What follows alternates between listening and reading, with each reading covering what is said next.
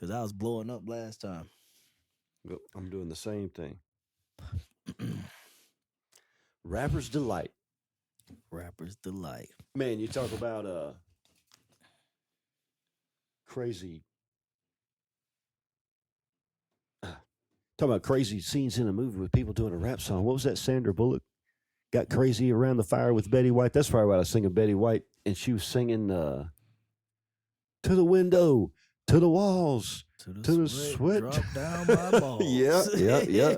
But she was like into it, like she was at the concert. They were around a fire, and she was supposed to, they were being like witches or some shit. I don't know. And that was the only song she could think of to sing.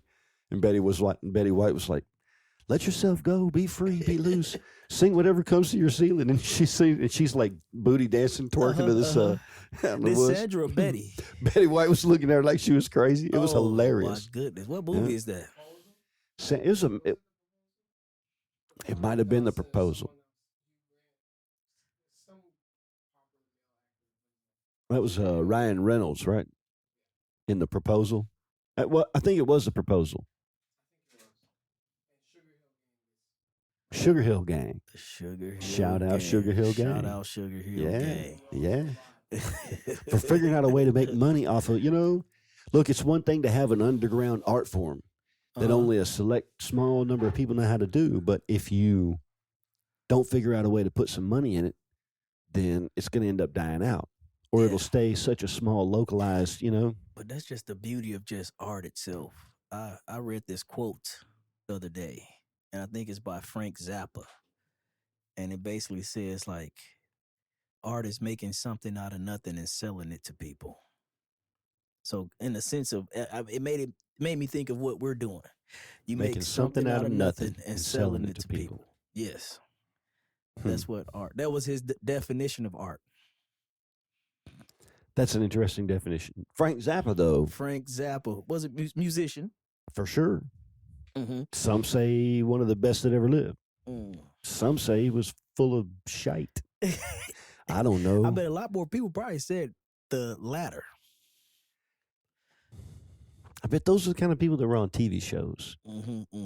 That had like a network sponsorship. Right.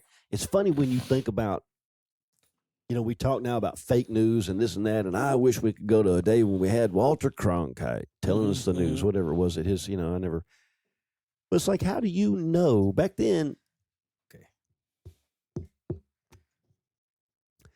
Excuse me. I'm drinking a Perrier water, and every now and then. Perrier. Need to turn my head for a moment.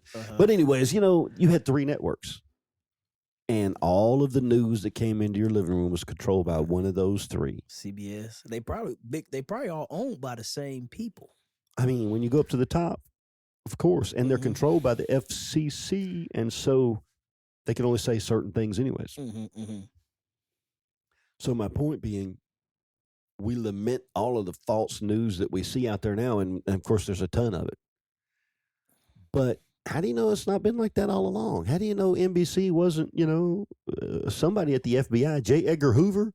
You don't think he had any influence over Walter Cronkite?